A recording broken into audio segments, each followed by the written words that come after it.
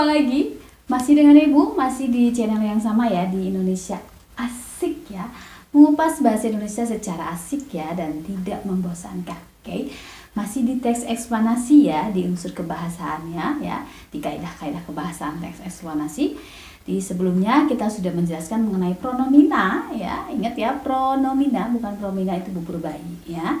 Kali ini Ibu akan menjelaskan mengenai kata kerja ya. Oke, sekilas info saja ya.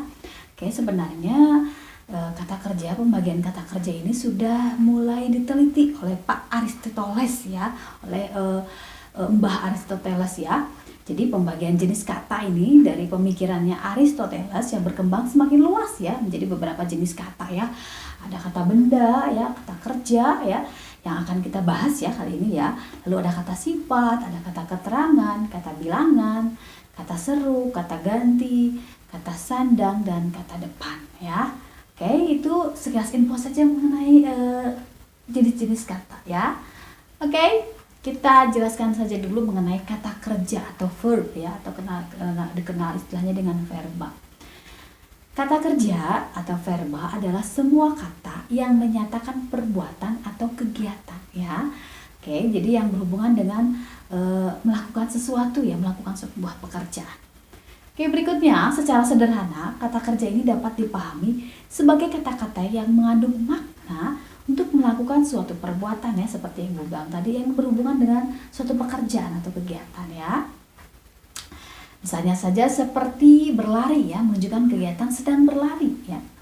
Oke, berikutnya kata kerja merupakan kelas kata yang biasanya menduduki fungsi predikat ya. Jadi itu ciri-ciri dari kata kerja, dia biasanya ya lebih banyakkan posisinya itu berada di posisi predikat ya, dalam suatu kalimat ataupun frasa ya.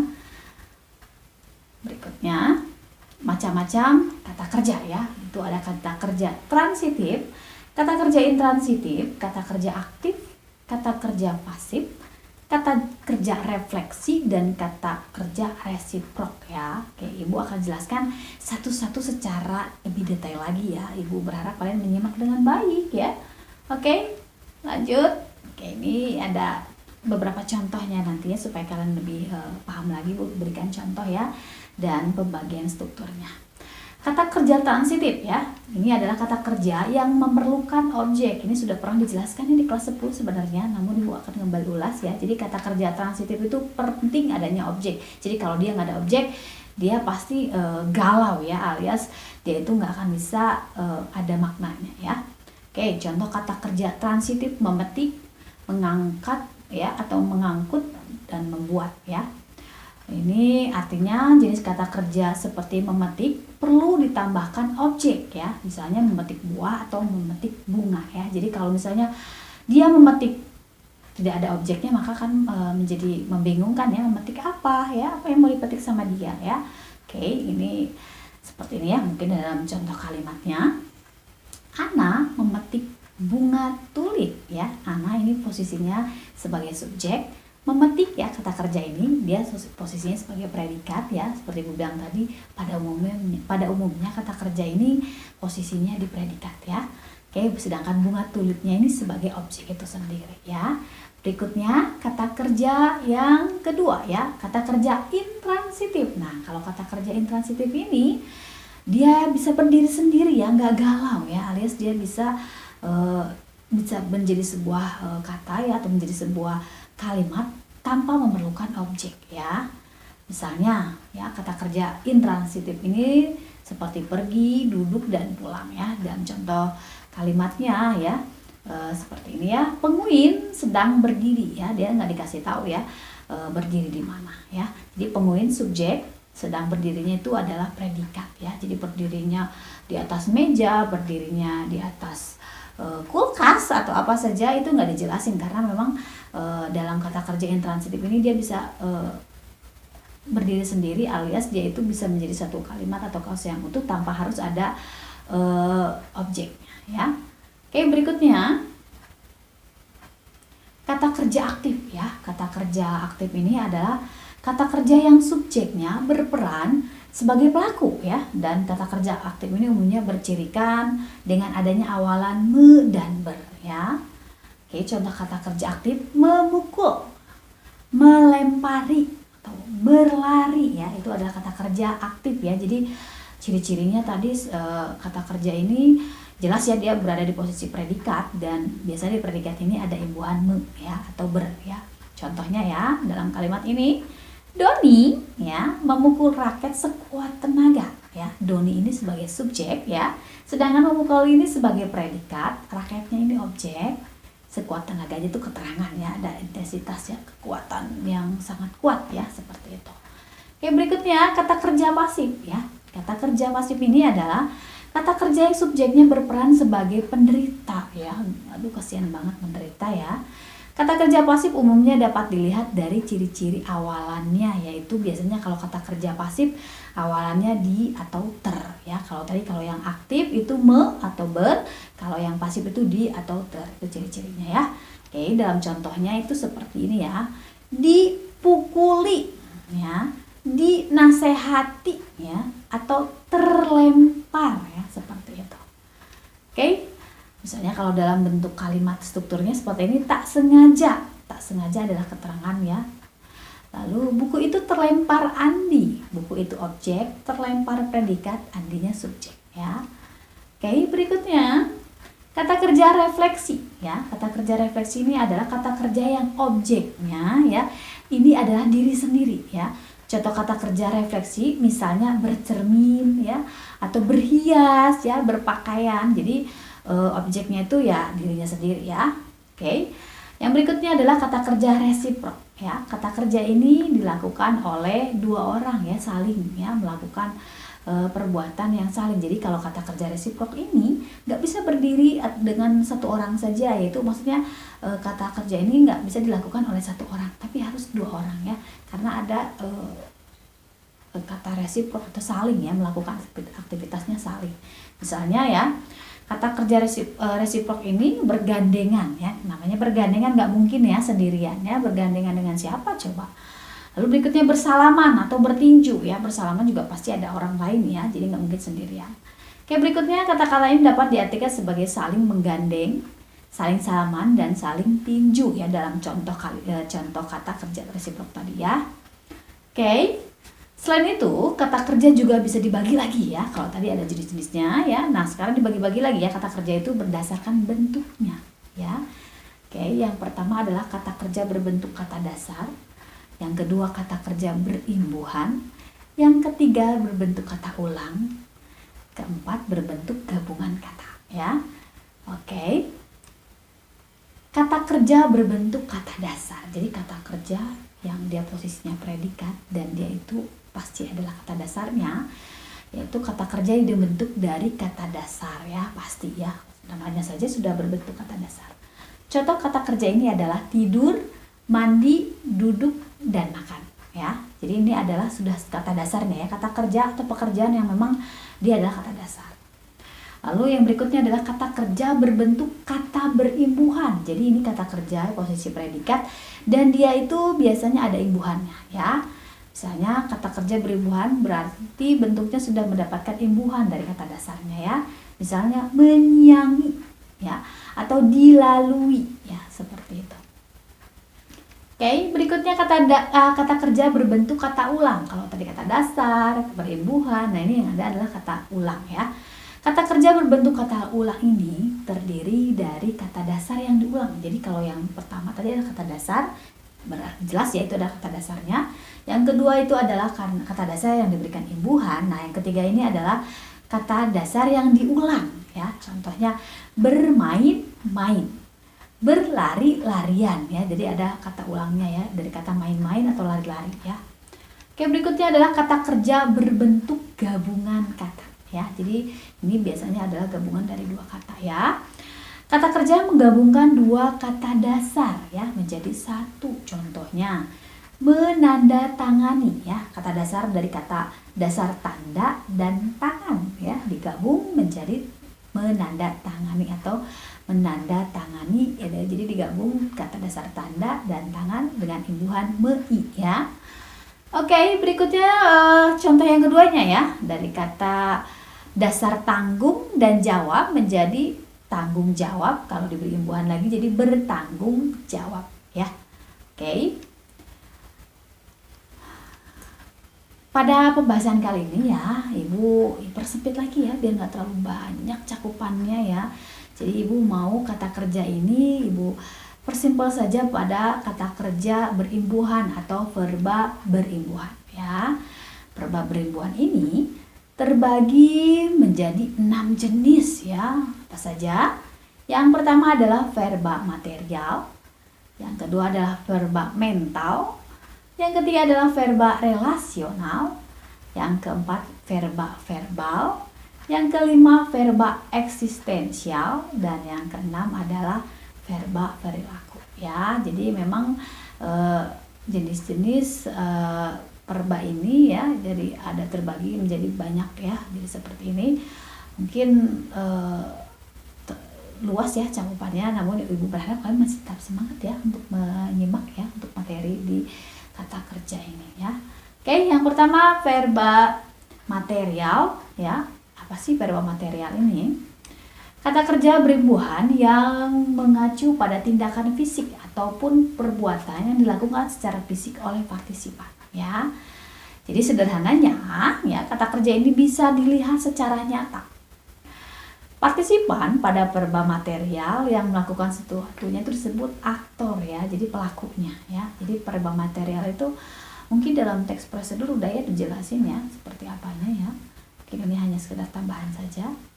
Dan partisipan yang tidak selalu ada yang dituju oleh kata kerja disebut sasaran ya.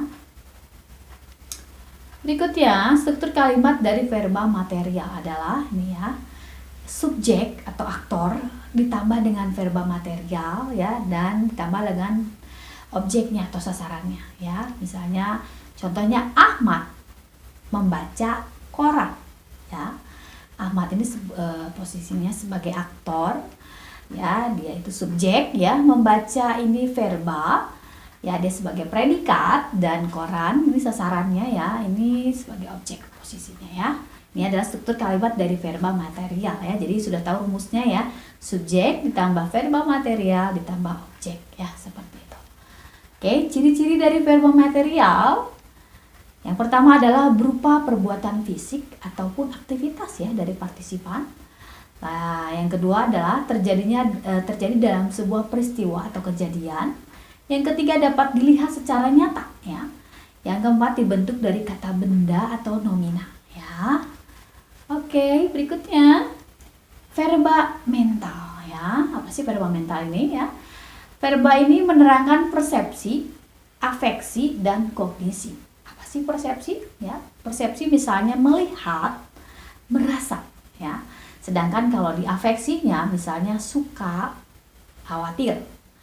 Dalam posisi kognisi misalnya berpikir, mengerti ya. Mungkin agak sedikit rumit ya kalau kita hanya sekedar mendengar saja. Ibu akan coba uraikan ya dengan contoh-contoh kalimat supaya lebih gampang buat kalian ya. Pada verba mental terdapat partisipan pengindra dan fenomena ya. Jadi ini karena ini berhubungan dengan teks eksplanasi juga, jadi berhubungan dengan fenomena ya.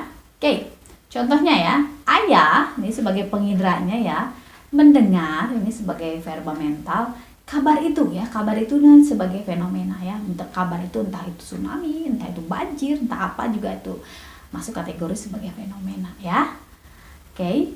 Atau contoh keduanya, kakek sebagai pengindra ya, menonton, ini verba mentalnya, berita tentang tsunami. Nah, itu fenomenanya ya. Oke. Berikutnya mengenai verba relasional ya. Jadi verba yang saling berkaitan adalah kata kerja yang berfungsi sebagai penghubung antara subjek dan pelengkap ya. Kalimat yang mengandung kata kerja relasional harus mengandung pelengkap ya. Jadi kalau ini kata kerja relasional ini pasti harus ada pelengkapnya ya. Jika tidak, maka kalimat tersebut akan terlihat rancu. Di mana rancunya ya? Di sini ya bagian rancunya. Kalau nggak ada pelengkapnya.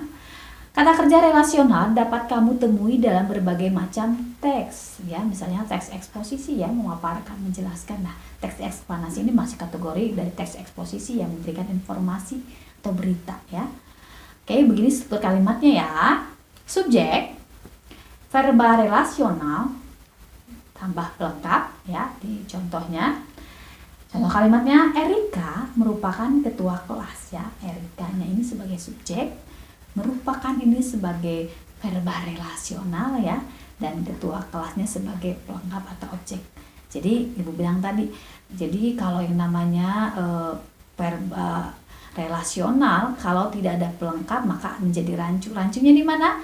Erika merupakan, tidak ada pelengkap, maka rancu ya, jelas maknanya seperti apa. Tapi kalau ditambah dengan verba relasional, ditambah juga dengan pelengkap, maka seperti ini.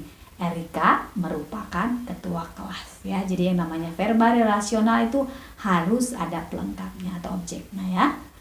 Oke, berikutnya verba verbal ya. Verba verbal itu apa ya? Kata kerja yang digunakan untuk menunjukkan sebuah pemberitahuan yang sangat penting ya untuk disampaikan. Ya, apa saja itu? Jenis ini biasanya menggunakan kata atau mengatakan atau memberitahukan ya. Jadi kalau verba verbal ini pasti ada kata-kata yang ada kata mengatakan atau memberitahukan ya. Jadi seperti informasi juga ya. Ini makanya teks eksplanasi banyak dengan kata kerja verbalnya ya. Di verba ini ada partisipan atau pewicara dan bicara ya. Contohnya, Paman berkata, saya sudah lapar ya. Strukturnya seperti ini. Paman ini pewicaranya, berkata ini sebagai verba verbal. Saya sudah lapar ini sebagai wicara ya. Jadi ungkapan atau ucapan si paman ya. Jadi Bu tegaskan lagi, Paman ini sebagai pewicara yang berbicara ya, berkata, yaitu verba verbalnya, saya sudah lapar. Nah ini kata-kata si paman tadi ya, atau bicaranya. Oke, berikutnya adalah verba eksistensi ya. Oke, verba yang digunakan untuk menunjukkan sebuah keberadaan ya, eksis ya. Jadi ternyata bukan manusia saja yang eksis ya, ternyata kata kerja juga punya eksistensial ya, bisa eksis ya, diperlukan keberadaannya ya, seperti ada dan terdapat ya. Mungkin lebih jelasnya seperti ini ya. Eksisten adalah partisipan yang ada pada verba dan diletakkan di belakang verba itu sendiri. Seperti apa? Contoh kalimatnya. Ada 2 perguruan tinggi swasta dan negeri di Surabaya ya. Ini ada ini sebagai verba eksistensial. 2 perguruan tinggi swasta dan negeri ini sebagai eksistennya. Di Banyuwangi ini sebagai keterangannya ya, keterangan tempatnya. Oke.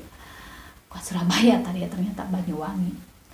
Berikutnya verba tingkah laku ya. Kalau verba tingkah laku ini biasanya ada di teks prosedur ya, dan di teks cerita sejarah ya. Kalau di teks eksplanasi nggak ada deh kayaknya ya. Oke, tapi Ibu mau supaya kalian paham saja ya. Verba tingkah laku ya, ini adalah verba yang atau kata kerja yang mengacu pada adanya tindakan yang dilakukan dengan ungkapan ya. Tindakan dengan ungkapan ini dimaksud lebih pada sesuatu yang sulit untuk dilihat secara langsung atau secara fisik ya. Oke. Ini ada 2 hal ya. Yang pertama adalah verba perilaku fisik ya. Yang kedua adalah verba perilaku mental ya. Hampir sama dengan yang tadi sudah dijelaskan ya, namun ini berhubungan dengan tingkah laku ya. Oke, verba perilaku fisik ini ya, verba yang menunjukkan perpaduan dengan ucapan ya. Jadi tindakan sama ucapan ya. Sedangkan verba perilaku mental ini verba yang menunjukkan perpaduan dengan ungkapan perasaan ya. Jadi kalau yang pertama tadi fisik ini tindakan ya, sedangkan kalau yang mental ini berhubungan dengan perasaan ya. Ini membedakannya di mana sih Bu? Oke, membedakannya di contoh kalimat ya. Contoh kalimatnya. Oke. Simak ya, baik-baik ya. Misalnya, memuji, menggerutu, menertawakan. Nah, ini bisa diucapkan ya. Misalnya, ih cantik banget, ih sebel dengan orang itu, orang itu lucu banget. Nah itu ya bisa diucapkan ya. Jadi tindakan-tindakan itu bisa diucapkan ya. Jadi itu tidak hanya sekedar fisik saja ya, tapi juga bisa diutarakan. Sedangkan kalau yang tadi yang kedua ini Misalnya mengagumi ya, mencintai. Nah, ini tidak bisa diucapkan mengagumi. Itu hanya berdasarkan perasaan banget ya, perasaan saja ya. Jadi kalau kayak kita mencintai seseorang atau misalnya mengagumi seseorang, ini di dalam hati ya. Oke, mungkin akan seperti ini ya, kalau dikasih kalimat mungkin akan lebih gampang, lebih paham ya. Oke, contoh kalimatnya ya. Ibu akan memberikan strukturnya ya, supaya kalian paham apa sih maksudnya perilaku yang verbal fisik itu ya, supaya kalian nggak bingung ya. Seperti ini. Pada verba perilaku verbal atau fisik terdapat pemerilaku ditambah perilaku verbal ditambah sasaran. Ini nggak harus ada sih sasarannya, bisa ada bisa nggak ada ya. Oke, berikutnya pada verba perilaku mental terdapat pemerilaku perilaku mental sama fenomena ya, berhubungan dengan fenomena.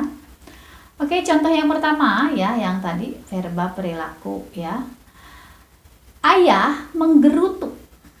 Ayah sebagai pemerilaku, menggerutu ini verba perilaku verbal ya. Jadi si ayah menggerutu, mungkin ada suaranya ya. Si ayah menggerutu sambil sebel banget, ih si ayah menggerutu. Nah, seperti itu ya, mungkin jadi si ayahnya ngomong apa gitu. Jadi ayahnya menggerutu tapi ada ada sesuatu yang diucapkannya. Sedangkan ya, kalau contoh yang kedua, ayah mencintai kami ya.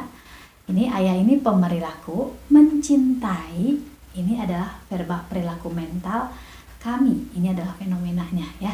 Jadi kalau yang pertama, contoh yang pertama tadi, ayah menggerutu ya. Jadi verba perilaku verbal ya. Jadi menggerutunya itu ada yang diucapkan, sedangkan yang mencintai itu lebih kepada perasaan saja ya. Jadi mengungkapnya hanya lewat perasaan saja ya. Mungkin tidak bisa diungkapkan ya, hanya dalam hati ya. Oke.